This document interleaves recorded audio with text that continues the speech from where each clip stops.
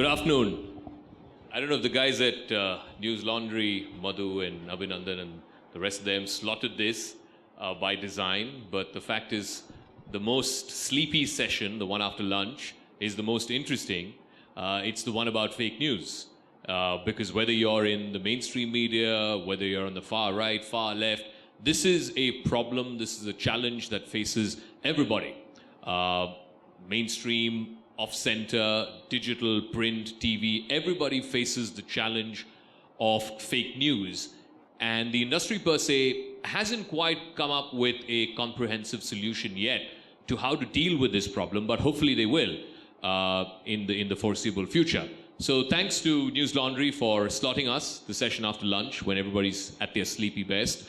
But hopefully this will be an interesting session. So I'm going to start with our panelists. I'm going to start with Govindraj Ethiraj. He's a television and print journalist. He's the founder of IndiaSpend and BOOM, boomlive.in. He also seasonally anchors on Indian News Television. He's most recently done Policy Watch, which was on Rajya Sabha TV. Previously, he was the founder, editor-in-chief of Bloomberg TV India. He spent the first decade of his journalism in print, working with the Economic Times, before joining CNBC TV18 in its early growth phase. He's a fellow at the Aspen Institute. He's also a winner of the BMW Foundation Responsible Leadership Awards for 2014. So Govindraj Ethiraj.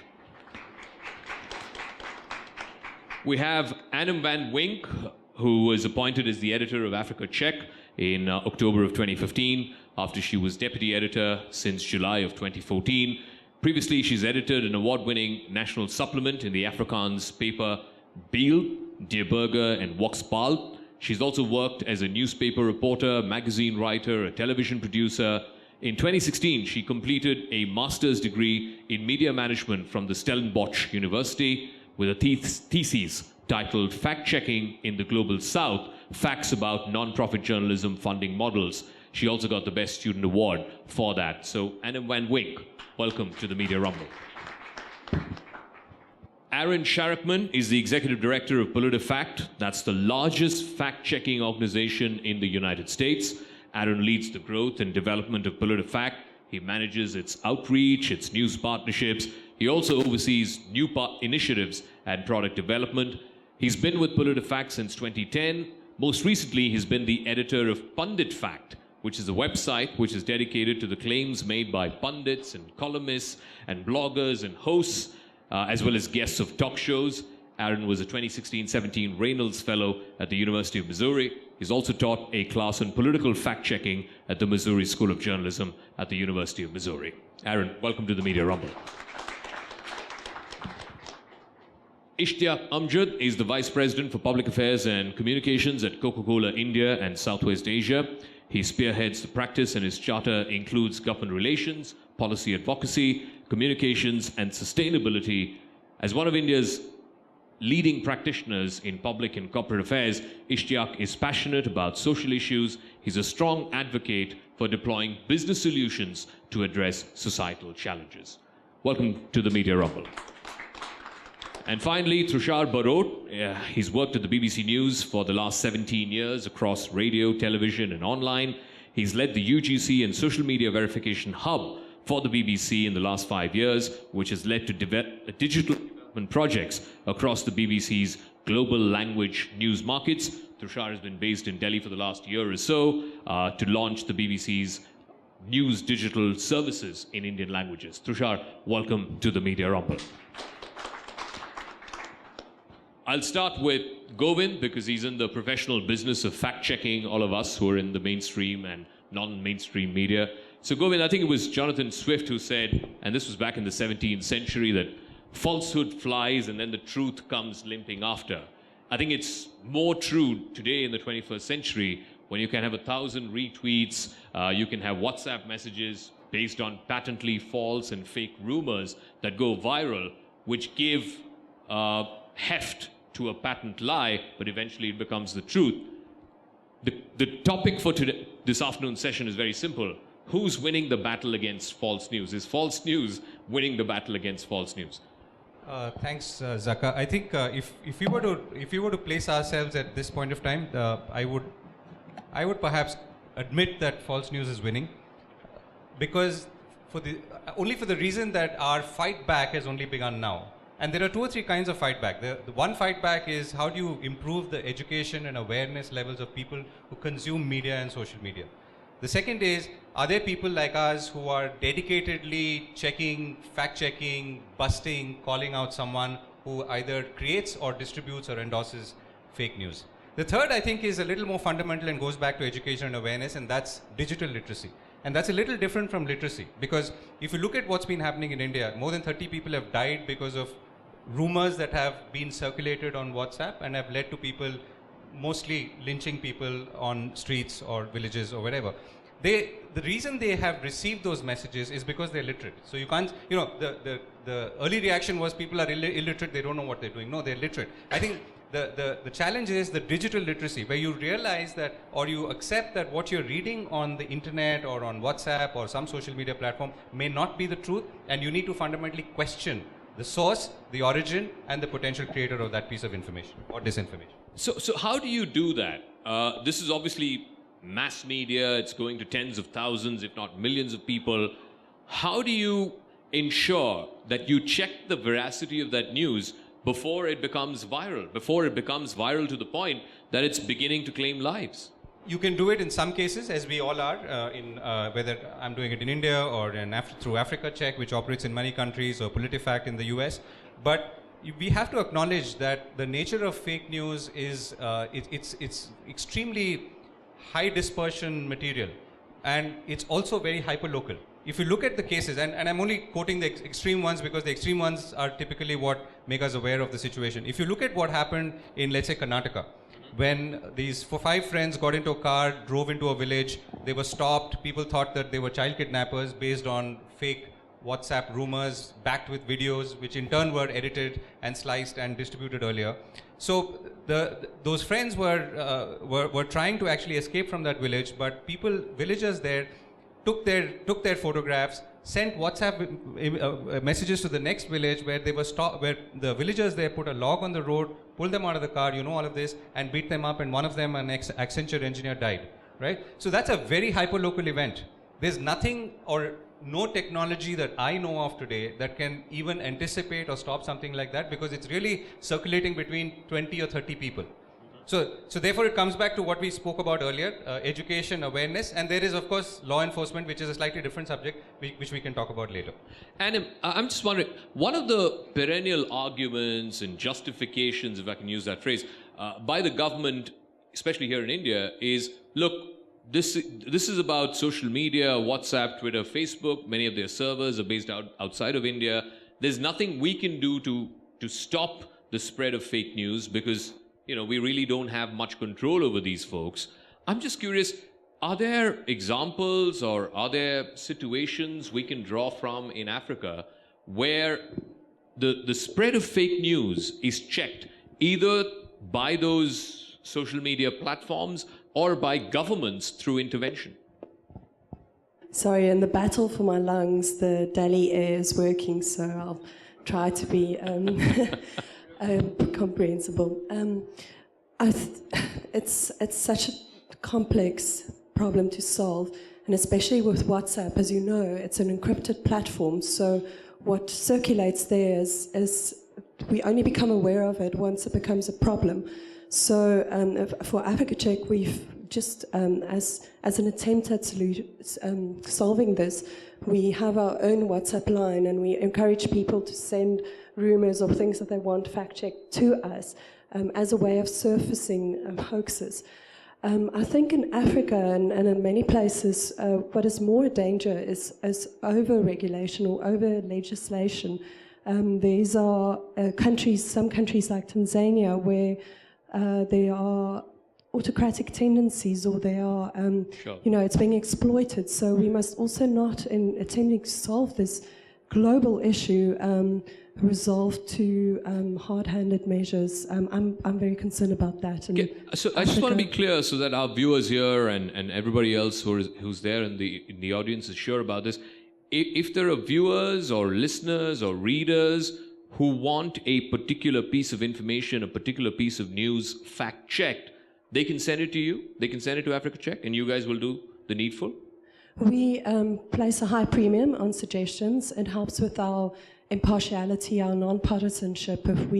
Because people accuse us of selection bias, like why do you choose that? So if many people suggest that it helps guards against that.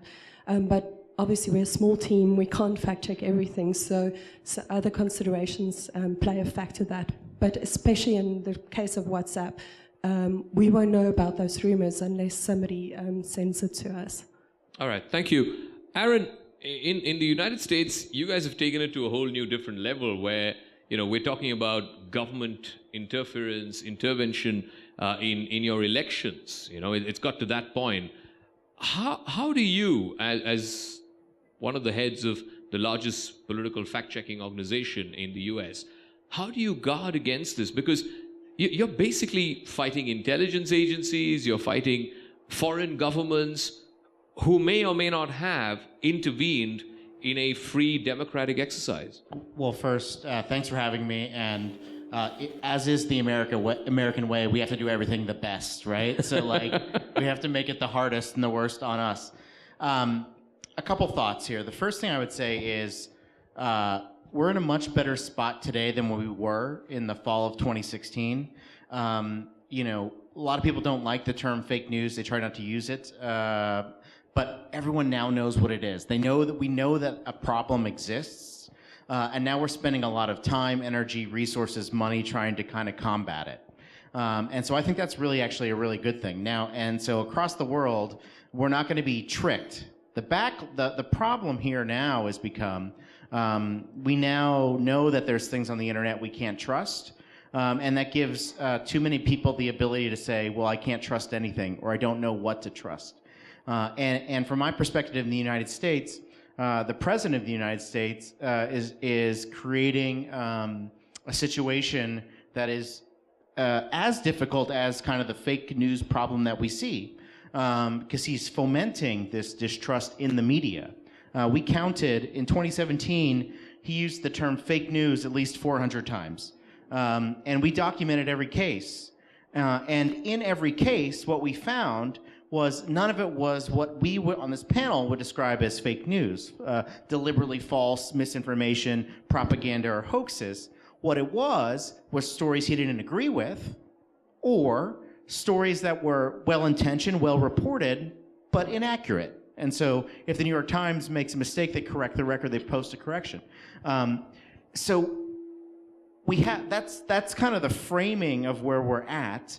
And then as we talk about the solutions here, we have to think about this in a couple different ways. Like Govind's example, the thing that stuck out to me there is the WhatsApp was the medium in which the misinformation was transmitted. I think if WhatsApp didn't exist, the misinformation would have been transmitted.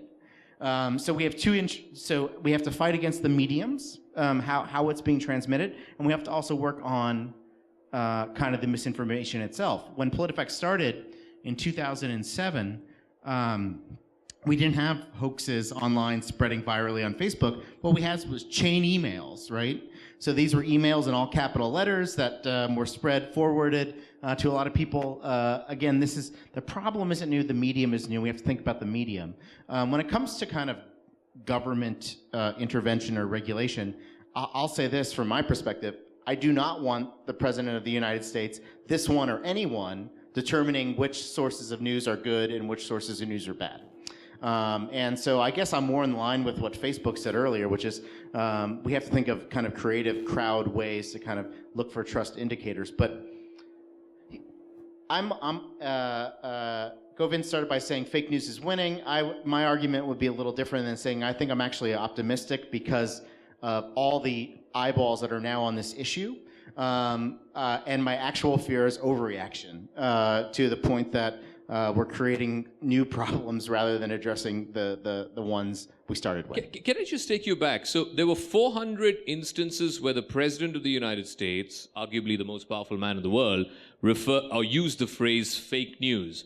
Do you guys know how many of those 400 instances was actually on the back of a patently wrong story, with or without political, malice or prejudice? Yeah, patently wrong, probably zero. But inaccurate, meaning like had to have correction. We're talking like 5-7 times.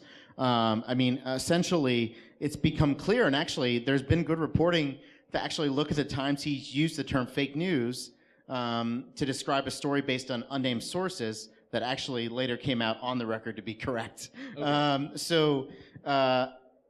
And by the way, I would add that this is language that's been picked up across the world, right? And so politicians aren't dummies. They understand that this messaging, make the press the enemy of the people, another phrase he's used often, it resonates with a lot of folks. And so you're seeing that being spread in the language of leaders across the world, which again, all it does is create more distrust in the press. And that's a whole separate issue from fake news, but also like a really important one. No, it's fascinating to me, and I'll get Trushar into this. There are just 5 or 7 instances where Aaron's organization, whose very reason for existence is to fact check, have found out of 400 where the President of the United States, the most powerful man in the world, has used the phrase fake news. So obviously he's using this to describe stories which he's uncomfortable with, which expose his government. How do we as journalists, as people working in media organizations, deal with that sort of thing where you're all branded as, in this country you're branded anti-national, in Aaron's country you're just peddled as CNN equals fake news? I think one of the things I've noticed, certainly within the BBC over the last 2 years, there's been a real sort of live internal debate happening about what is our purpose as a global news organization in this space. What should we be doing and what should we not be doing? 2-3 years ago, I think the view very much would have been, it's not our job to fact check. And what we would do, we had lots of great sort of internal processes to make sure we didn't broadcast fake content. So when I used to run the BBC's UGC and social media hub, a lot of our job was actually preventing news programs from broadcasting stuff that was not accurate or not as we thought it was. But we never got to the point where we thought, okay, well, the rest of the newsroom knows our advice, but we've not gone out to the rest of the public and told them, actually, we're not broadcasting this because we don't have any confidence in it. And I think now we're much more at the point where we want to be much more transparent about that internal editorial conversation that's happening, because we realize that actually, rather than confusing the audience, I think it makes them feel that they can trust us even more, because they can see that we're going through a process of explaining to them, this is what we know so far, this is what we don't know, this is where we think there are problems. And that generally has been a internal editorial process for decades that every newsroom has had. But I think we're still getting into that process of explaining that to our audiences in a meaningful way. And I don't think we've quite hit the right balance yet. Let me just distill that and give you a live example of Brexit, right? You have this large constituency of people who may have been misinformed that this is a good thing for Britain. You also have powerful people, including those in government, prime minister, ministers, who believe that this is a good thing. How do you push back against that with facts when you're all being branded as fake news people? Yeah, and I mean, the BBC had come under quite a lot of criticism in the way we did the Brexit reporting. And so the view that we took at the time was that we would treat it like a election campaign. And so we fell under the normal broadcasting restrictions and rules that we have. So we would make sure that each side would have equal time on air, and we would challenge each side equally. But the problem was that arguably one side had a lot more facts on its side compared to the other side. But I think the audience lost that ability to judge that, because organizations like the BBC and other broadcasters who were under the same restrictions were having to give equal airtime. And so even if we were challenging one side equally to the other side, the fact that one side had more facts was lost to the audience. And that's something that we're trying to figure out, okay, how do we do this in a more sophisticated way whilst retaining our neutrality, our independence, impartiality, but still calling out people when they're wrong without being labeled as being pro one way or the other, which is always a challenge. This is fascinating because normally in the course of journalism, you're taught to believe that, it's not your job to judge. You give, side A their airtime and you give side B their airtime, and it's up to the viewer to decide, which side he wants to be on. Unfortunately, in the era of fake news, one side is just patently wrong. And it's may or may not be the job of media organizations to point that out explicitly, that yes, these guys are just peddling falsehoods, while the other guys are peddling what seems to be reasonably closer to the truth. But let me get Ishteyaque into this conversation, because he's coming into this Can place. I come in very quickly, because I think I just want to put perspective into this. At least in India, 95 to 98% of what we look at in the context of misinformation, falsehoods, disinformation, has nothing to do with mainstream media. So we are not fact-checking mainstream media. We are checking stuff that's really subterranean. It's flowing through WhatsApp, independent websites whose origin you don't know, Facebook itself, and other social media platforms. So the problem is a little different. So I know that sometimes mainstream media, not in this case, but mainstream media can get a little defensive about it because of the mistakes they make, the genuine mistakes they make, which they correct.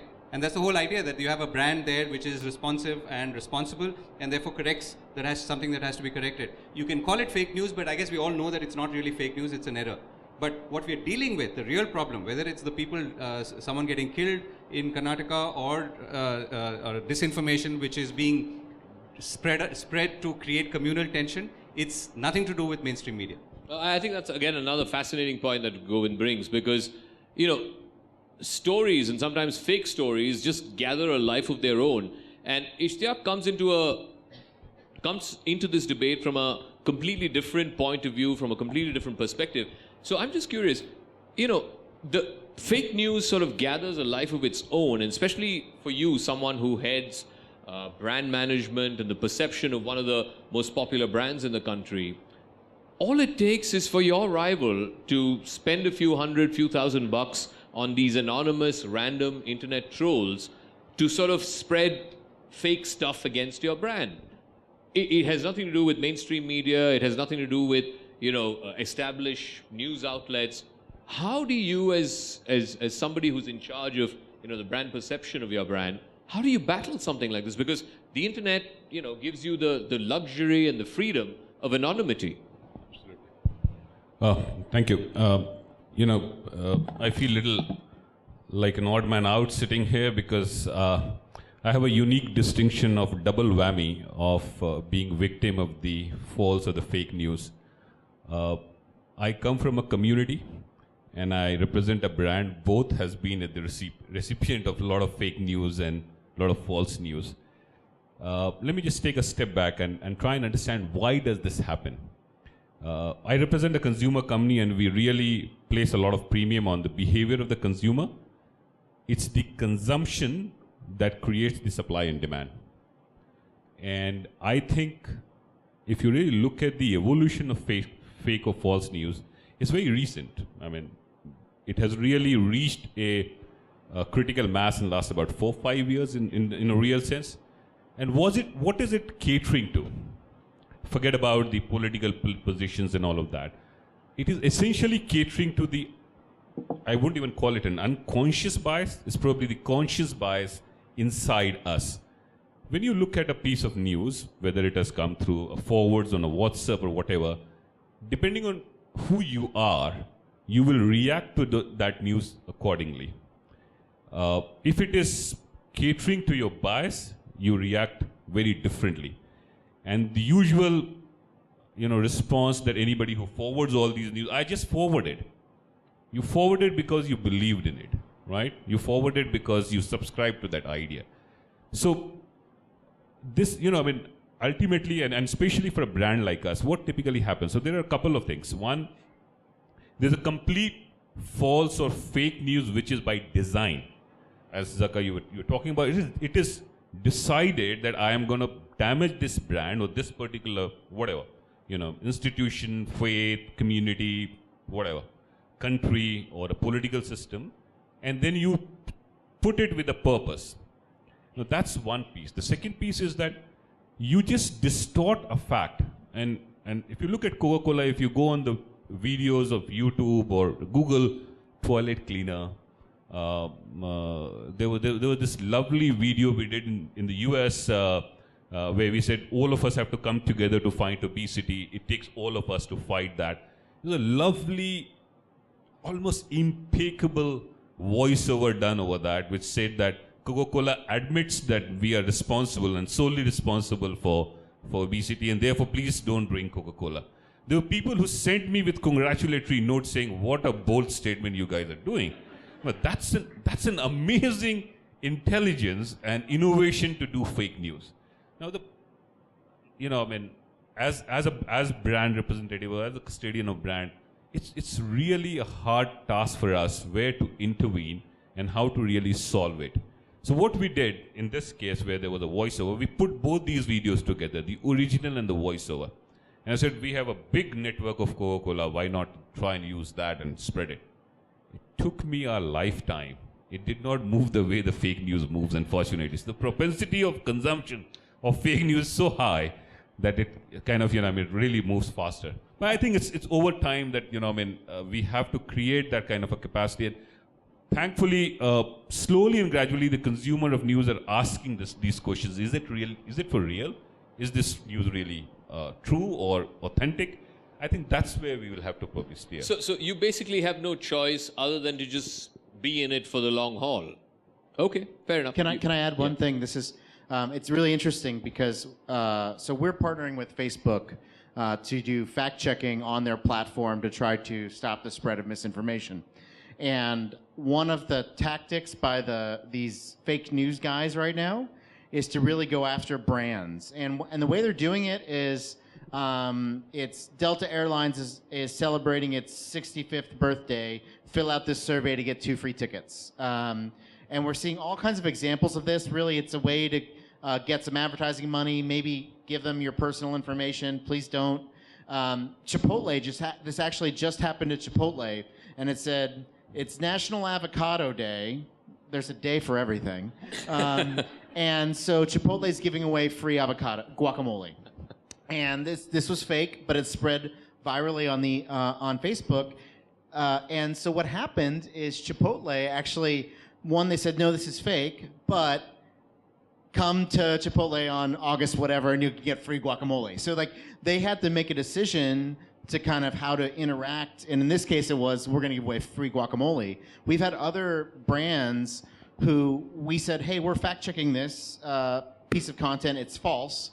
And they've literally come back to us and said, please don't fact-check it.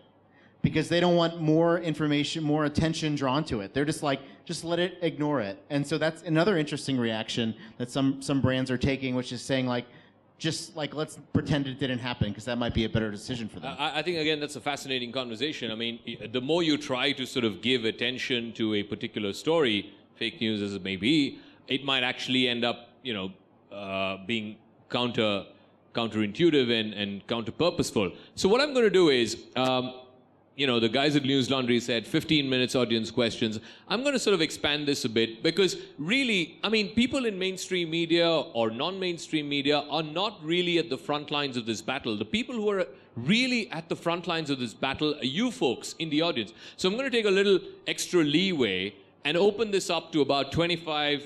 We've got about 25 minutes of audience questions. So my request to everybody who wants to ask a question is, A, please identify yourself. B, identify the organization that you belong to. And C, let's just keep it to a question, right? Not just, your opinion. We have enough of that. So be very pointed, be very specific, and address the person, whoever you want to ask your question to. So let's start with the lady there in the blue jacket. First of all, thank you for the extremely insightful conversation here. I'm Ankita, and my question is slightly long, and my deepest apologies for that already. So I don't know if you know this, but recently PepsiCo got an interim order from the Delhi High Court in order for posts against Kurkure, which is a popular snack in India, to be taken down, because most of these posts allege that particular snack has plastic. Now, my question here is, a larger question about the concept of intermediate liability, which, you've all touched upon, and further goes back to, the fundamental question, which is, what exactly is news? We're talking about misinformation and disinformation. So, it is elemental to diagnose the problem. And what I want to understand is that in such situations, what is news? Is it about people? Is it about politics? Does it include opinions, or is it just facts? All right. Thank you. Thank you very much for your question. I presume that it was for Ishteyaque. You want to answer that question? Yeah, I can. As I said, that we are at the receiving end of this, all these falsehood that gets, or the canard that gets spread. Now, there are different reactions to situations like this. Internally, we debate, we discuss, and we often have this, like Aaron was talking about, you have to decide what is the lifespan of that fake news or whatever, and what is it doing to your brand.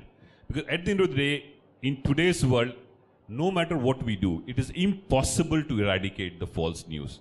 There are news, and there are also patterns. There are certain news which I can almost predict to you that this will happen just before the summer, because they know that in summer the soft drink sales are going to go up or whatever. So there are these Ebola virus in Maza, somebody putting AIDS-infected blood in Fanta and whatnot. So what do? You're on the other side. You are a representative of a brand, and then there's this competitive brand who on whom there is fake news. Do you just sit back and say, okay, good for us? No, at least the good thing is that the old war of Coke and Pepsi is, watered down significantly because we realize that we both are on the same side of the fence more often than we are actually competing with each other. So we do compete in the marketplace, but issues like this, if it means that as an industry you need to collaborate, there's no harm in that. All right. We have associations where we collaborate. Okay, fair enough. Gentleman here. Hi, my name is Venkatesh, and I'm building a coalition against disinformation in India.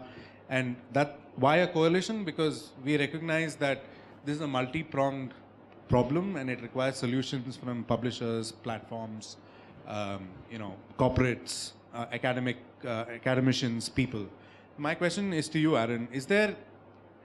We understand that there's a supply side problem and there's a demand side problem. Supply side is there's a lot of fake news that's being proliferated, and it can be stopped by fact checks. On the demand side, as Govind was saying, there's a lot of emphasis on digital literacy and media literacy. But digital literacy and media literacy takes time. It doesn't happen like a fact check. It requires people to change their minds. Is there any movement internationally for not fact checks, but maybe emotion checks, or alongside digital literacy initiatives that are fast and speedy? I think that's a great question. People want to believe the truth that they want to believe in. Yes. How do you convince them that everything that they believe is not necessarily right? So I would start with a really fundamental a point of view here, which is it is not our job to change people's mind. If your job as a journalist or a fact checker is to change people's mind, you're going to drive yourself crazy and you'll give up within a week. My job is to try to put out the best, most objective information to let you decide what you want to decide. And so I tell this story all the time. I think about it this way. We all have our facts and we all have our beliefs, right? And what we need to do is try to think of a way that we can all get around the same facts, whatever the topic is: healthcare, immigration policy, roads, environment, and then believe whatever you want, right? The problem we're in today is we start with our beliefs. Here's what I believe. And thanks to the internet, you can find a fact that will make you feel like the smartest, most validated person on the planet. And sometimes those facts may be right, but they're just part of the story. Sometimes those facts may be fabricated. What I kind of preach is what as journalists, so for fact checkers, we can't solve it. There's way too much misinformation. There's not enough of us. Our job isn't, we're not going to be paid, it's not, big companies aren't going to invest millions of dollars in fact checking. So what I think we need to do is tell journalists, we really need to figure out how to distinguish ourselves from the bad guys. What are the things we can do that if anyone saw the two stories side by side, you'd be like, oh yeah, like that one's real, that one's not.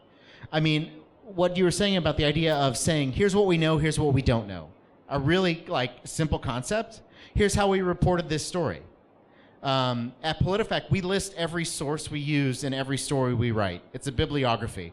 Not many news organizations do that. But guess who I know who doesn't do that? People who write fake news. They're not going to take the time to do all that stuff. So in the short term, I think as journalists, we can do more to say, we're the real guys. You can trust us.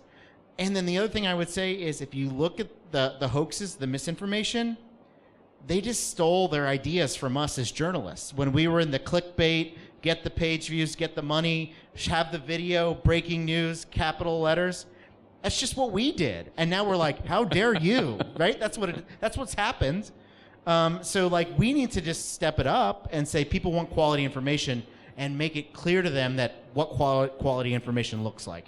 All the other things you're talking about need to happen, but you're right. Like we need to spend a lot of money teaching high school, middle school students, but that's a 20-year project. That's not a 6-month fix. You are right.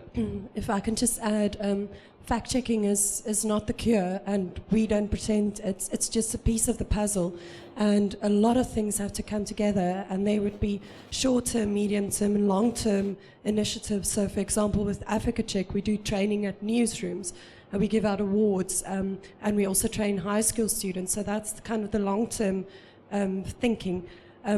But in the end, I think we're all dealing with the symptoms, and the underlying cause, as you say, is the emotion. People want to believe certain things, and I'm not sure, and I still need to think about that, of what would be the solution to that. I think it's a fascinating conversation. How do you get people to not believe the stuff that they believe in and actually point them to a direction? The facts may be in the opposite direction. The gentleman there in the cream shirt. Hi, I'm Vivek. So my question is to the fact checkers. I mean, how do you check for facts?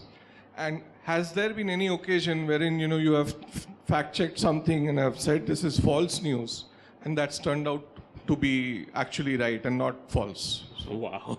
Govind, you want to take that? Do you guys just Google and see what's right, what's not? No, I don't know if our process is similar to the others, but we usually have a 3-stage process. So the first part is research, where there are numbers involved, and the people who do it in our organization are people with public policy background, so they know how to look at data sets and so on.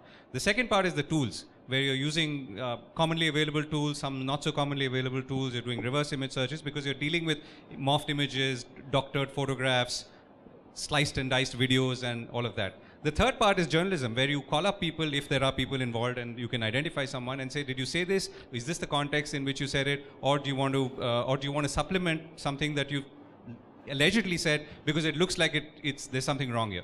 So it's really a 3-part process, and I can tell you that some stories may be ours and some take weeks to do, and it's because of the time we are spending and the number of stories that we're doing, which is very few. We've not gone wrong, but it's quite likely that we could go wrong. And if we do go wrong, there is a very strong corrections policy for all those who are verified members of the International Fact-Checking Network, that we have to state up front where the mistake happened, and the acknowledgement of the mistake and the correction has to be transparent to the reader. It's fascinating because this used to happen in mainstream journalism. I mean, it still does in newspapers and to some extent in television. But anyway, we got that. Yeah, the lady there actually. Been waiting for a while. Thank you. My name is Asha Agarwals. My question actually is to Mr. Ethiraj, and it goes back to the title of this panel, that is, who is winning the false news battle? The first time I read this question, this title, I actually thought that we are going to talk about who is actually spreading the false news, because, okay, I can understand in some of the cases, like in case of Coca-Cola, or in case of political parties, or in cases of particular brands, there can be people with vested interests. But in cases of, like for example, the Karnataka case of lynching, child kidnappers, child lifters, or in cases of Ayurvedic medicines curing Nipah virus, somebody earlier mentioned this here only, and then fake quotes of APJ Abdul Kalam, who is benefiting from all of that fake news? Like, what is the actually purpose of that? I think that's a fascinating question. I mean, is somebody materially benefiting from the transmission of fake news? Yeah, so good point. I think actually yes and no, because there are two kinds of false news or disinformation. There is the deliberate and there is the not deliberate or inadvertent. So the inadvertent is very simple. I am an account holder in Punjab National Bank, and I know that you as a friend of mine are also an account holder. I've been reading the news. I send you a WhatsApp message saying that you know what, I've been looking at the news around the scam that's developing in Punjab National Bank. I think there's a $1 billion hole in the balance sheet. And my suggestion to you as a friend is that you should go and close your account, because I'm thinking of closing mine. So what do? You look at it, you're obviously scared, particularly if you're over 50 and you've got your life savings in that bank. And all of this has happened last year, right? And you're very likely to say, okay, maybe I should do that. But the first thing you will do, whether you actually go to the bank or not, is you will forward that message to 20 people, right? So, and in a week's time, that message which I sent to you as a friend and you forwarded it in good faith would have reached 1 million people. And that's how it spreads. And a lot of stuff actually spreads like that. And so unfortunately, it has equally devastating outcomes. So sorry, I'm interrupting. Is there no way the platform can block that? Which, are you talking about Facebook Let's or say WhatsApp? in Facebook, WhatsApp, no, whatever I think the platform may be. WhatsApp's position is very clear, and maybe Aaron wants to weigh in as well. I think WhatsApp's position is that this is end-to-end encryption, and therefore they do not want to get into it. They don't even have that piece of data. I mean, since it travels in the form of data, once it leaves your phone, it enters someone else's phone, and that's the end of it. So the larger question is now, can a WhatsApp or should a WhatsApp pry into messaging, start pulling it out? And you can know that something is going viral by the data again, right? You know, the analytics will tell you, and 90% of messages in WhatsApp are between two people. But the 10% is where all the problem is. That's where all the sort of the mass blasting and everything happens. So that's a much larger question. Okay. Aaron, you want to add to that, Aaron? I'll just simply say that, we have to.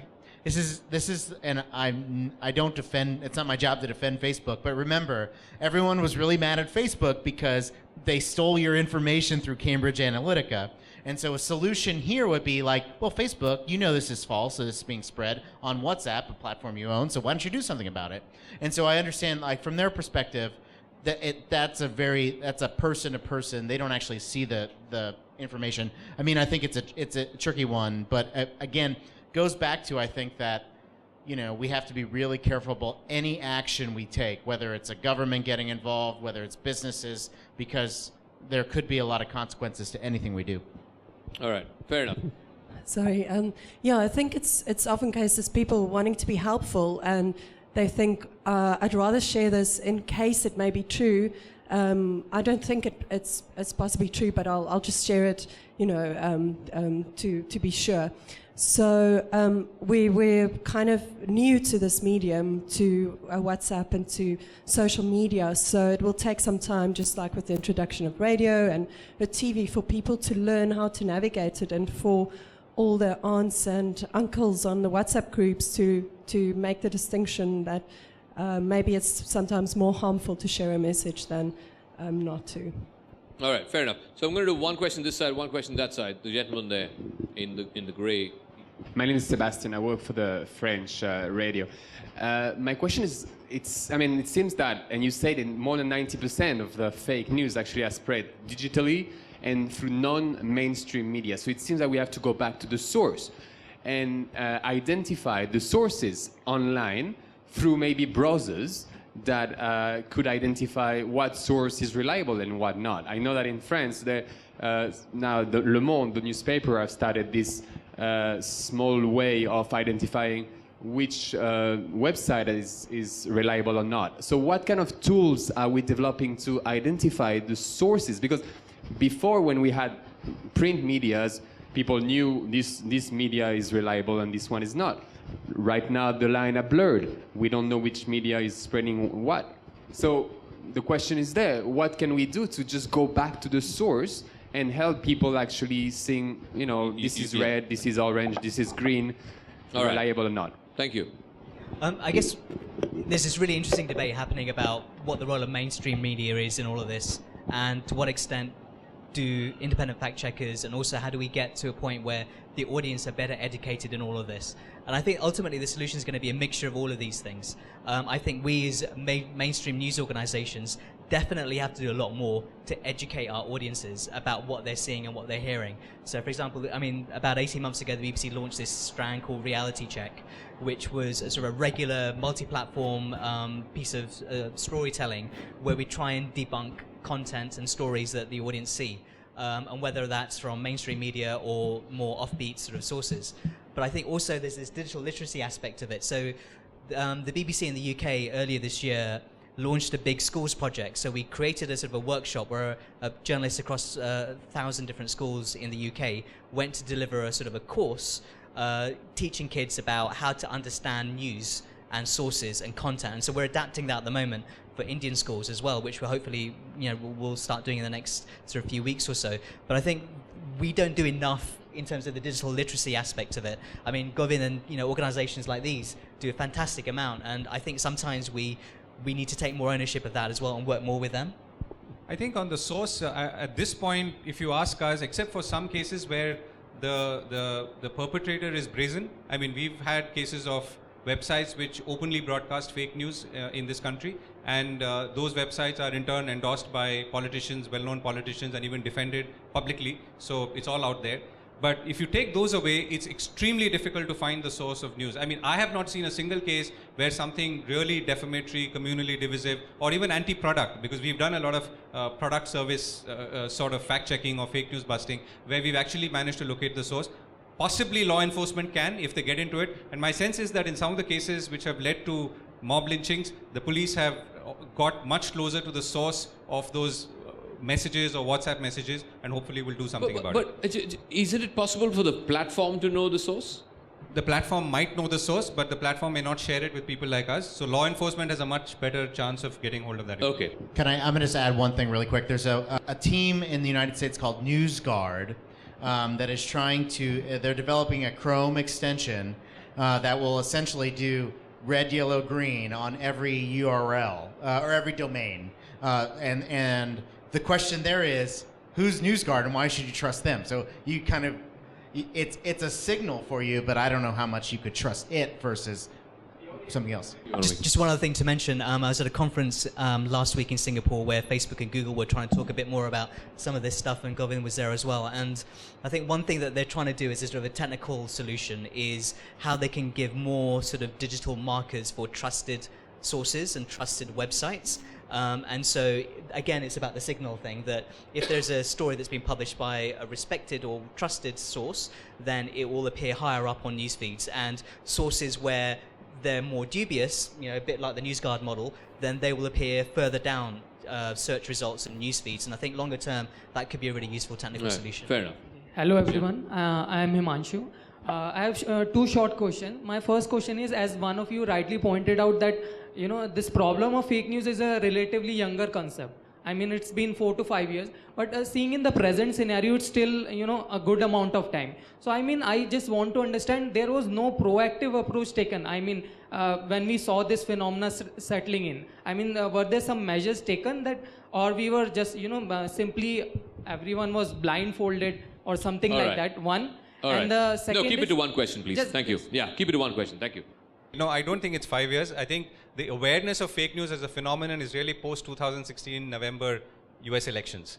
And it's really? only, I would think so, yeah. I mean, the concept of fake news, I mean, Aaron can correct me, but the concept, I mean, I started noticing it only late 2016, early 2017, which is, in the scheme of things, is a very short time. I think the awareness, we've talked about it a little earlier. I actually am, I mean, at one level, yes, the battle is still being won by the dark side, but I think the fight back, whether it's people like us, whether it's governments, law enforcement, overall education and awareness has dramatically increased.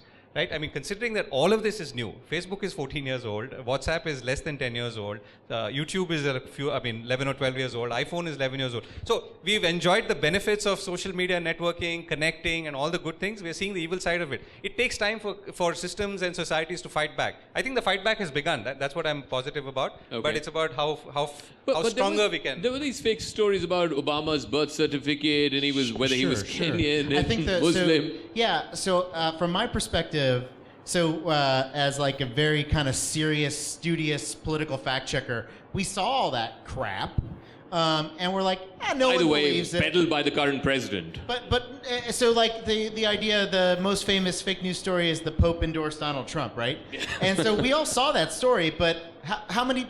I don't think anyone in this room believed it, and so we didn't. And so we're like, what's the point of fact checking it? I think what happened was we clearly got a sense that this works. It's not just garbage, right? And it has real world impacts. And so I think that's when you put those together. Yes, it existed.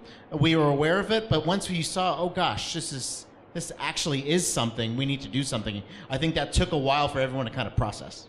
Okay, a question from this side. Is there anybody this side? Or I'm going back to this side. Okay, the lady there in the white. Hi, my name is Padma Priya. I'm an independent journalist. My question is more linked to the language challenge that we in India face. I get a lot of WhatsApp messages in my native tongue of Telugu, which are incredibly false. And I do it as a moral duty to constantly tell people, and these are usually my family members and family groups sending very ridiculous messages. And I do tell them that, listen, like, this is trash and don't believe this. But what are the kind of initiatives that are out there to tackle the fake news that's spreading really quickly in the regional languages? Like it was also in the case of the Karnataka episode. Like that message also got translated into Telugu and got, and in Kannada. So yeah, just want to understand that component of it. Yeah, I think it's a great question. You want to answer that because you're in charge of languages for the BBC. So yeah, the BBC, we've got now 6 languages in India, including Telugu. And I think one of the things we started looking back at sort of earlier this year was beyond just doing our own job of being news organisation, producing news services in these languages, what more in addition should we be doing to try and contribute to greater education and awareness in this space? So I think over the next few months we're going to do several things. So one is in November we're hosting a big sort of series of conferences and events on 12th of November in Delhi, but also in Hyderabad and other regions that we have news services, where we're trying to bring together stakeholders and sort of convening them to try and come up with ideas and solutions for how we can work more together. So that's not just news organizations or policy makers, but fact checkers, police units who are working on this, researchers, and hoping that we can help contribute to that. I think one thing I'm really aware of is that a lot of the great fact-checking work that happens is often limited because you can only do it in English or maybe in Hindi, and there's not a lot of language depth in India. And so I'm thinking much harder about how we can help fact-checkers like Boom Live, that maybe we have journalists on the ground who can help fact-check stuff for them because they don't have the language skills, and maybe we can collaborate in more ways that way as well. So we worked with Facebook ahead of the Karnataka elections, and that was a project. We were sourcing in Kannada. I mean, we were not outputting in Kannada, but we were sourcing in Kannada. And we were outputting in English. Now, and we were also distributing that to some of our friends in Kannada media in Karnataka. We've further partnered now with Facebook. We are going to work more exhaustively in Hindi and Bengali for both sourcing and outputting. So then we'll have 3 languages, English, Hindi, and Bengali. But there are more languages, and we hope to get there soon. Sure. One final question, then I'll get a quick round of closing comments. I think the lady in the far end.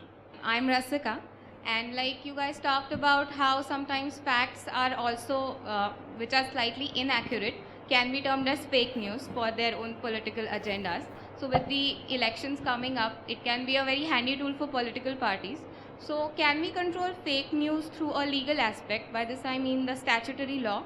Would it be prudent to do that, and what would be the role of a journalist? All right, thank you. I think that's a great question. Is the law good enough to deal with the problem? What have you faced, Ishteyaque, as a person in charge of a brand? Is the law good enough? I mean, are there enough checks and balances in the law? No, they're not. And in fact, as I said, that fake news ultimately is serving someone's purpose, and that beneficiary of that fake news can be sitting anywhere, and I don't want to comment on that. So at the end of the day, it is everyone else's interest, right? So you can't say that there will be law. I mean, there are enough laws. There are cybercrime laws, there are other laws, there are all these there are fake news about the fact that in WhatsApp the admin will be responsible or not responsible. We don't know the veracity of that news itself. So I don't think that we have enough law to really go and for redressal, because it's more of the creating that awareness and knowledge, which probably is the only way forward to my mind. All right, one final question in the lady in the last row, yeah. My question is related to the distinction between misinformation and disinformation, especially in cases in India where it's not very clear what the source is or what the incentive might be. So, for example, the spate of lynchings that we referred to. One of the things when I was watching that coverage and thinking about stories is is this sort of a Chinese whispers or telephone type of game where somehow somebody has said maybe there's a kidnapper and then it takes off from there? Or is this something that there's some sort of malicious intent behind it? So I'm wondering if that difference matters to fact checkers and journalists covering these types of things, if there are other instances where that distinction can be confusing, and how that plays out in the landscape specific to India. All right, thank you. You want to take that? Yeah, I think, so the laws I think we've covered already, and there's at least been one case where someone was arrested for spreading misinformation or disinformation with a view to create some sort of communal tension. I think here, it's unfortunate, but I think we have to look at what happened. Whether it was deliberate or otherwise, the fact is that it led to people getting together and beating someone to death, right? So if you look at that, then it was clearly meant to incite violence, and it led to actually the murder of one person and in all 30 people across the country, or more than 30 people across the country. So I don't know if the definition of whether it's misinformation or disinformation matters, but it's evident that when you look back at the trail, the intent was to stir some violence. Whether that violence would have led to murders or not, it's not clear. And to that extent, I think that person is definitely guilty. If I were to just extend what the question was, in the Dhule case or in the Assam case, the whole idea of insider versus outsider, Hindu versus Muslim does not apply. So then, are there people who are just spreading this just for the sake of violence? It looks like that. I mean, this requires much deeper analysis, but clearly there is, even the messages say catch them and don't let them go, right? So now at what point is it catch them but hand them over to the police or your local police, or is it at what point does it become catch them but beat them up till they die? Wow. I guess we'll leave it at that. I don't know about these guys. I have another panel to rush to, so I'm going to wrap it up. But thank you very much. I think this has been a fascinating conversation on fake news. Can we have a round of applause for all our panelists and a fantastic audience with some great questions? Thank you very much. I hope you enjoyed it. Thank you.